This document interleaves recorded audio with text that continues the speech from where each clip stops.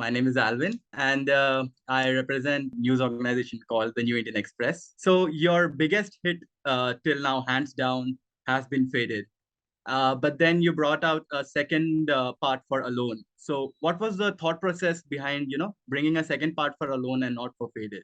Because the thing was that we wrote the song and then we were like, oh, but we're making the song about I'm not gonna make it alone, and you're singing alone, la la la la alone, la la la la la la la throughout the entire song basically, and we were like, oh well, we can't name it Alone because we already have a song called Alone, and it's been really successful. But then we thought of the idea that we could just name it Alone Part Two. So that was like the easy way to kind of like bypass it in a way. When did you visit India the last time? And how was your experience at that time? I think last time I visited in India was back in May, if I remember correctly, or it was sometime earlier this year, and yeah,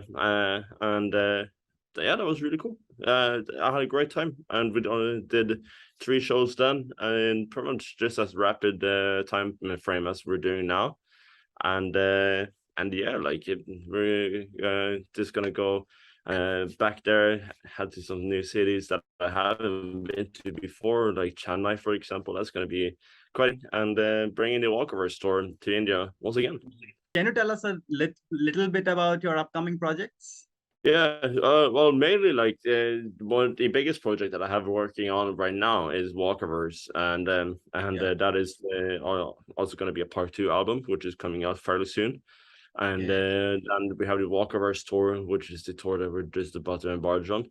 So it's a lot of Walkover's focus, and then of course we have some new singles in the pipeline for later on the year, and then new projects for the forthcoming year. So it is definitely not quiet, but it's a lot of work in the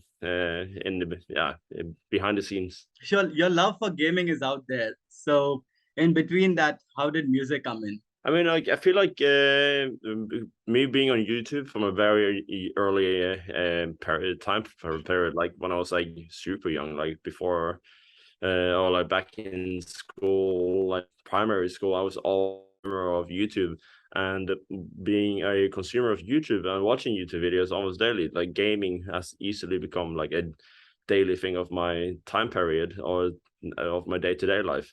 So when I started making music, it was very natural for me to include gaming, for example, or make music that would be instrumental for gamers, YouTubers, content creators, and all that to use. And so that's primarily like one of the reasons why my music was more instrumental back in the day. So now, since you're visiting India, something that you're looking forward to the most when you come here? Meeting the Indian fans, getting some spicy food, and yeah, and then doing the shows. I think that's all I also have the time to look forward to, because then we're gonna do 3 shows at such a rapid time frame. So we don't really have much time to go out, explore, and be tourists. You've worked with many artists before, and so if you had the opportunity, who would be that one person you would want to collaborate with again? I think Hans Zimmer, because we've only like done reworks of his old songs in like time, and